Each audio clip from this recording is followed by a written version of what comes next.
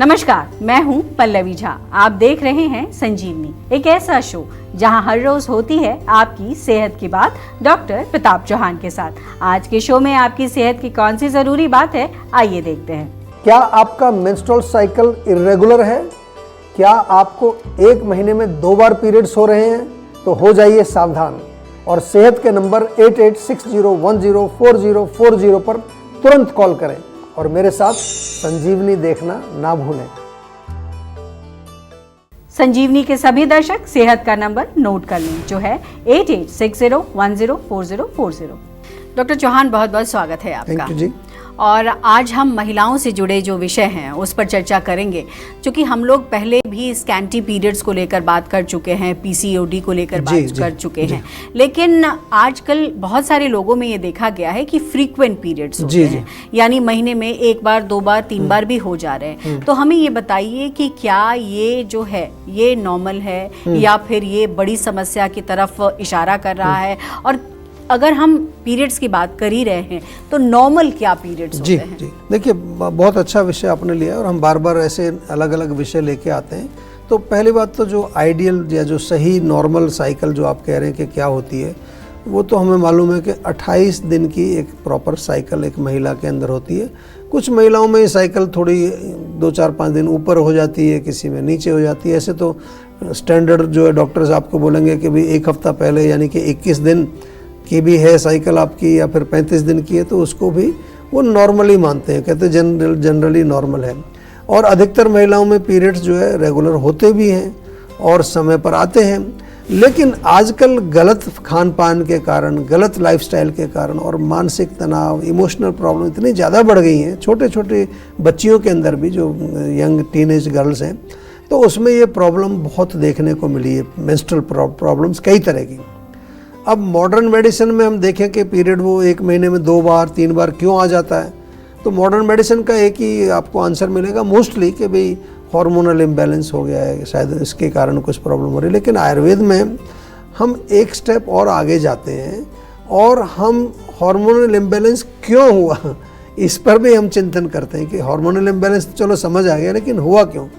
तो मूल कारण जो है कि जल्दी जल्दी जो पीरियड आते हैं या महीने में 2 बार या 3 बार आपको पीरियड अगर आते हैं तो डेफिनेटली ये गंभीर समस्या है। इसको बिल्कुल आप ये मत समझो कि नॉर्मल है। फ्रीक्वेंट मेंस्ट्रुएशन इसको कहा जाता है, जैसा आपने शुरू में टॉपिक बोला, या पॉलीमेनोरिया भी इसको कहते हैं। आयुर्वेद में इसका नाम दिया है अतिरजा। अति मतलब जिसको ज़्यादा पीरियड्स आते हैं, एक तरह से समझ लीजिए। जहाँ तक हम कारणों की बात करते हैं तो आयुर्वेद की दृष्टि से तो मुख्य कारण है पित्त दोष का अधिक होना शरीर में। पित्त मतलब शरीर के अंदर अधिक हीट या गर्मी जब हो जाती है तो ब्लीडिंग शुरू होती है। कई लोगों को आपने देखा होगा ना, गर्मियों में नाक से भी खून आना शुरू हो जाता है, नक्सीरी छुड़ जाती है। और इसके अलावा जो है अगर हम देखें तो दूसरे कारण क्या हो सकते हैं। पीरियड्स जो है उसमें जब ब्लीडिंग ज़्यादा होती है तो जो गर्भाशय है, यूट्रस है, यूट्रस के अंदर सूजन आ जाती है। कई बार यूट्रस में कोई फाइब्रॉइड, कोई ग्रोथ वहाँ पर हो रहा है। कभी कभार जब मेनोपॉज का टाइम होता है उस समय भी ये इरेगुलरिटी देखने को मिलती है। या मुख्य रूप से हमने देखा है जो महिलाएं कॉन्ट्रासेप्टिव पिल्स का बहुत प्रयोग करती हैं उनके साथ वो हार्मोनल इम्बैलेंस होता है। ओवर एक्सरसाइज, हीट बढ़ेगी शरीर में, उससे भी होता है। मानसिक तनाव, इमोशनल ट्रॉमा, डेफिनेटली आपके हार्मोन्स पर उसका असर पड़ता है। थायराइड अगर आपको है, ऑलरेडी हार्मोनल इम्बैलेंस है। इसके साथ साथ कुछ अगर ऐसी मेडिसिन आप खा रहे हैं जैसे खून पतला करने वाली दवाइयाँ कुछ लोग खा रहे होते हैं, कुछ गर्म दवाइयाँ जिनसे हीट बढ़ती है। लेकिन मैं आपको एक ही चीज़ पर हमेशा कहता हूँ, घबराना नहीं है।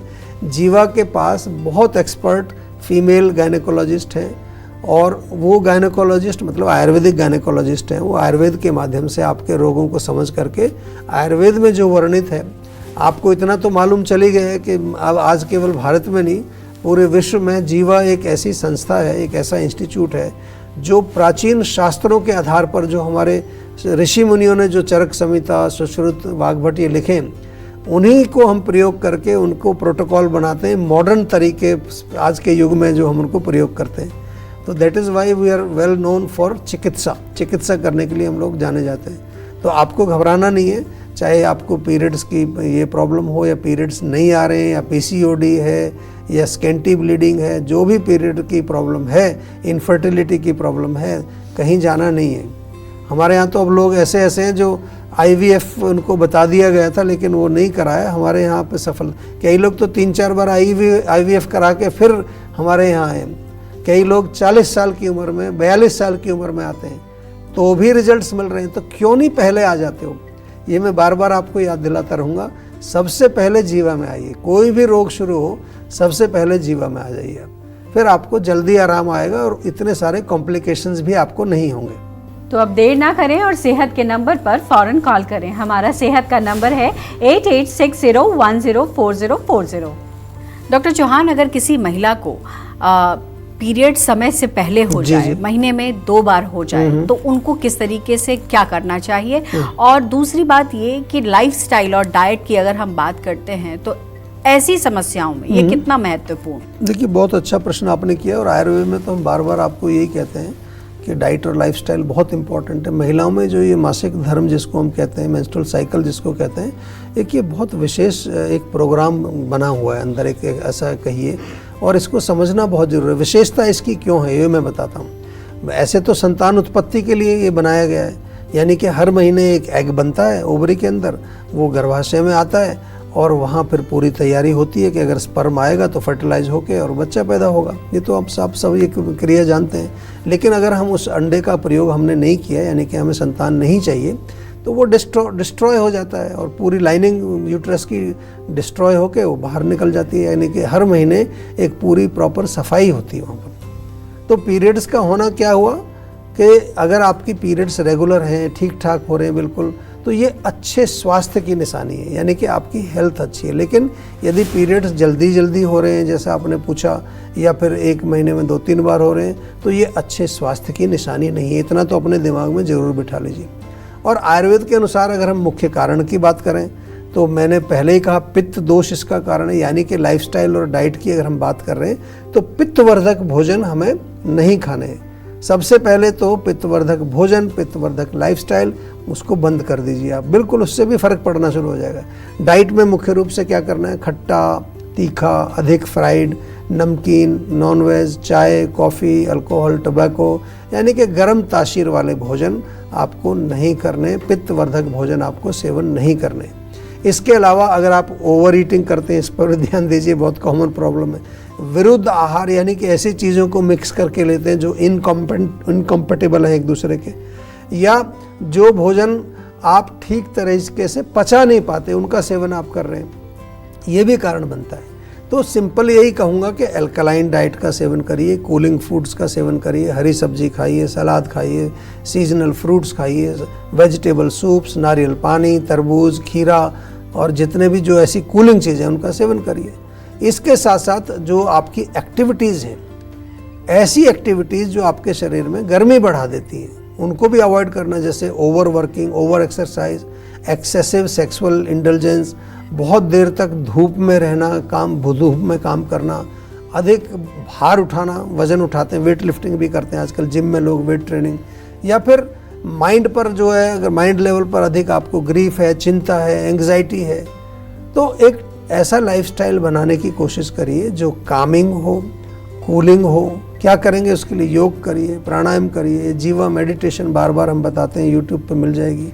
इसके साथ साथ जीवा का आंवला जूस, जीवा की आंवला टैबलेट, शतावरी टैबलेट, नारी सखी कैप्सूल, ये बहुत बढ़िया हैं। लेकिन हमारे जो एक्सपर्ट डॉक्टर्स हैं उनसे सलाह अवश्य लीजिए, क्योंकि रोग की जड़ को ठीक करने के लिए डाइट और लाइफस्टाइल डेफिनेटली हेल्प करता है, लेकिन उसके साथ साथ आपको इंटरनल मेडिसिन भी लेनी पड़ती है। और रोग अगर ज़्यादा सीवियर हो गया है तो वहाँ पंचकर्म चिकित्सा भी हमें करनी पड़ती है। तो चलिए अब जान लेते हैं आज का जीवा मंत्र। डॉक्टर चौहान, अगर हम आयुर्वेदिक लिटरेचर के ज़रिए समझना चाहें तो हेल्दी पीरियड्स का डेफिनेशन क्या है, और आयुर्वेद के ज़रिए किस तरीके से इसको एक कहा जाए कि क्या नियमावली होती है और क्या बेहतर तरीका होता है? जी, देखिए, हेल्दी पीरियड्स तो कोई बहुत मुश्किल वाली बात नहीं है। अगर आपका साइकिल रेगुलर है, ब्लीडिंग ठीक हो रही है, कोई किसी तरह की कॉम्प्लिकेशन नहीं है तो ठीक है। लेकिन फिर भी अगर हम आयुर्वेद की बात करें, जो आपने पूछा है, तो आयुर्वेद में चरक संहिता में मेंस्ट्रुअल साइकिल हो या अन्य स्त्री रोग से संबंधित जो और फीमेल के जो प्रॉब्लम्स हैं उनका बहुत अच्छा वर्णन दिया है। 20 प्रकार के योनि व्यापद रोगों का वर्णन उसमें मिलता है। इसमें काफ़ी डिटेल्ड है वो।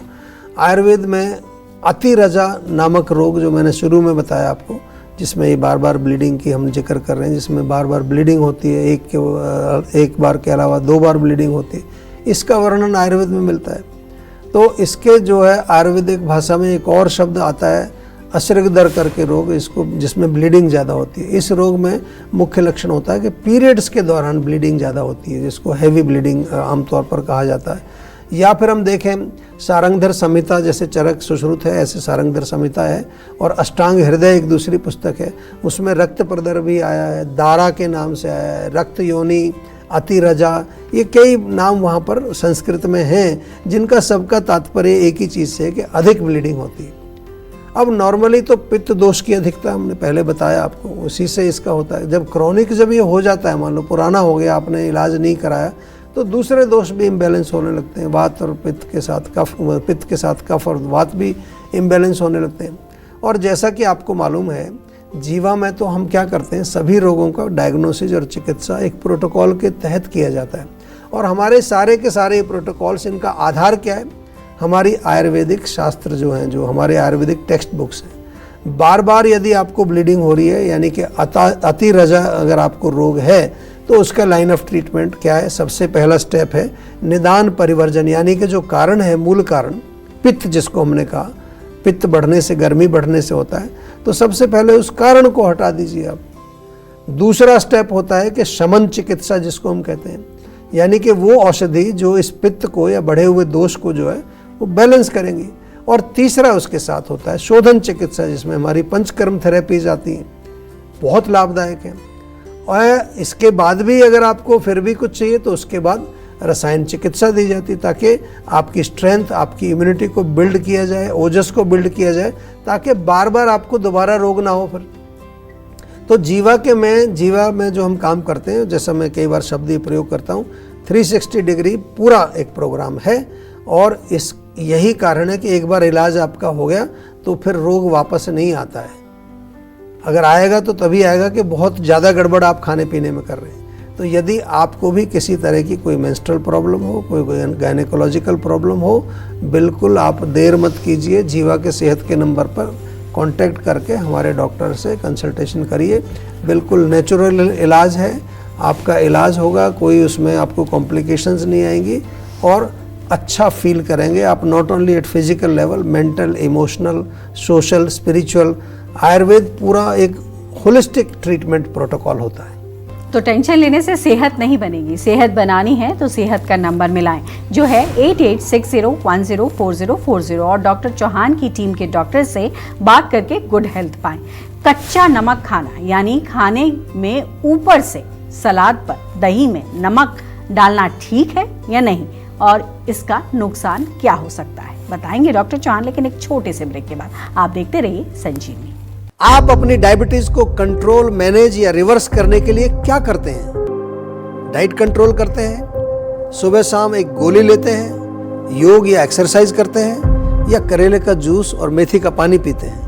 ये सब करने से आप कुछ समय के लिए तो अपने ब्लड शुगर लेवल को कंट्रोल कर सकते हैं, लेकिन डायबिटीज की जड़ तक नहीं पहुंच सकते। आयुर्वेद के अनुसार 20 प्रकार के प्रमेय रोग बताए गए हैं। तो इलाज शुरू करने से पहले ये जानना बहुत जरूरी है कि आपकी डायबिटीज का मूल कारण क्या है। मेरी डायबिटीज का कारण है पुअर लाइफस्टाइल एंड डाइट। मेरी डायबिटीज का कारण है इमोशनल स्ट्रेस। मेरी डायबिटीज का कारण है डिप्रेशन। मेरे डायबिटीज का कारण जेनेटिक और मॉडर्न लाइफस्टाइल है। इन सब लोगों ने अपनी डायबिटीज का कारण जानकर जीवा डायबिटीज मैनेजमेंट प्रोग्राम से अपनी डायबिटीज को रिवर्स किया, बिना कारण के उपचार नहीं। तो क्या है आपकी डायबिटीज का कारण? तो आज ही 88 60 10 40 40 पर कॉल करें।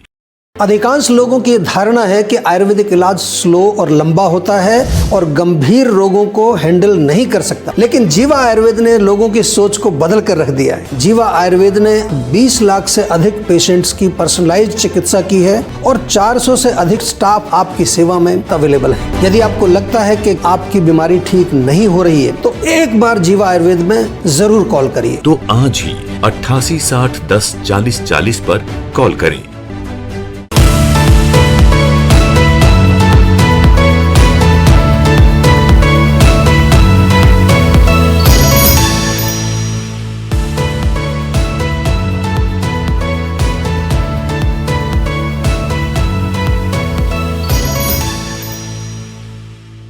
आप देख रहे हैं संजीवनी सेहत की बात डॉक्टर प्रताप चौहान के साथ। हमारे सेहत के नंबर की लाइन 8860104040 खुली है। आप इस नंबर पर कॉल करें और अपनी सेहत की बात करें। चलिए अब वक्त है सेहत की संजीवनी का। डॉक्टर चौहान, कच्चा नमक जी सेहत के लिए किस तरीके से नुकसानदायक हो सकता है? क्योंकि बहुत सारे लोगों को हमने देखा है कि सलाद के ऊपर, दही में, या फिर कई बार वैसे भी मिर्ची के साथ लोग ले लेते हैं, तो इसका किस तरीके से नुकसान शरीर पर होता है? देखिए, ऐसा नहीं कि कोई पॉइजन है, कोई खतरा नहीं है। पूरे हमारे भारत में तो नमक रोटी खाते थे लोग पहले, कहाँ लोगों के पास था। तो ऐसा तो नहीं था कि भारत के लोग सब मर गए थे उस समय, ऐसा नहीं है। लेकिन हाँ, जो आयुर्वेद के अनुसार और भारत में भी जो नमक ज़्यादातर प्रयोग किया जाता था वो सेंधा नमक था, या काला नमक का प्रयोग भी किया जाता है। लेकिन आजकल जो है थोड़ा सा जो है नमक में भी प्रोसेसिंग हो गई है। आमतौर पर जो पिंकिश कलर का जो सॉल्ट होता है ना, इसको जो कहते हैं भी लाहौरी नमक है, अब आजकल हिमालयन सॉल्ट शायद उसको बोलते हैं, तो उस नाम से आपको ये जो सॉल्ट मिलता है, इसमें कोई ऐसी बात नहीं है अगर उसको ऊपर से भी डाल के थोड़ा बहुत खाएंगे। व्रत में तो प्रयोग होता ही है इसका। सेंधा नमक या काला नमक जो है, अगर थोड़ी मात्रा में आप अपने सलाद में डालना चाहें या कहीं पर ऊपर से रोटी पे लगा के खाना चाहें, तो I don't think it's a poison, कोई जहर नहीं है। लेकिन अगर जो नॉर्मल सॉल्ट होता है उसको हम वैसे, या किसी भी सॉल्ट को भी अगर अधिक मात्रा में सेवन करते हैं, अधिक मात्रा, ये ध्यान रखना है, तो उसमें फिर आपको ब्लड प्रेशर बढ़ सकता है। किडनी और लीवर वाले पेशेंट को तो हम बिल्कुल ही मना करते हैं कि नमक आपको बहुत मिनिमाइज़ कर देना है, हड्डियों को भी कमज़ोर करता है और इसलिए इसको अवॉइड करना चाहिए। लेकिन मैंने जैसा शुरू में कहा, फिर कह रहा हूँ, कोई पॉइजन नहीं है। उचित मात्रा में अपनी प्रकृति के अनुसार, अपनी विकृति के अनुसार उसको सेवन करना चाहिए। ये इसलिए भी बता रहा हूँ कि सोशल मीडिया पर लोग कुछ भी बोल रहे हैं आजकल के, नमक खाएंगे तो मर जाएंगे, ये हो जाएगा, फलाना हो जाएगा। कोई कह रहा है भाई पनीर खाओगे तो मर जाएगा, कोई कहेगा दूध से मर जाओगे। तो ये थोड़ा सा चिंतन करिए। आयुर्वेद में देखिए आयुर्वेद क्या कह रहा है। आयुर्वेद में बहुत अच्छे डिस्क्रिप्शन दुग्ध वर्ग पर भी है, नमक के ऊपर भी 5 प्रकार के लवण उसमें लिखे हैं, बहुत अच्छे डिस्क्रिप्शन लिखे हैं, उनका प्रयोग भी लिखा है, उनकी मात्रा भी लिखी है। डॉक्टर चौहान, आज आपने जितनी जानकारी दी है उसके लिए बहुत बहुत शुक्रिया आपका। Thank you. सेहत बनानी है तो सेहत का नंबर मिलाएं और अपनी कॉल रजिस्टर कराएं। जीवा सेहत का नंबर है 8860104040। अगर सेहत से जुड़े आपके सवाल हैं तो ईमेल करें। जीवा की ईमेल आईडी है info@jiva.com। आप फेसबुक के जरिए भी जीवा से जुड़ सकते हैं। जीवा की फेसबुक आईडी है www.facebook.com/jiva ayurveda और यूट्यूब पर जीवा शोज देखना बिल्कुल ना भूलें। और आज ही जीवा का यूट्यूब चैनल सब्सक्राइब करें, जो है www.youtube.com/jiva ayurveda। सेहतमंद रहने के लिए आयुर्वेद से जुड़ना, अच्छा खाना, अच्छा सोचना और हर रोज संजीवनी देखना बेहद जरूरी है। कल फिर होगी सेहत की बात डॉक्टर प्रताप चौहान के साथ। तब तक के लिए नमस्कार। आप अपनी डायबिटीज को कंट्रोल, मैनेज या रिवर्स करने के लिए क्या करते हैं?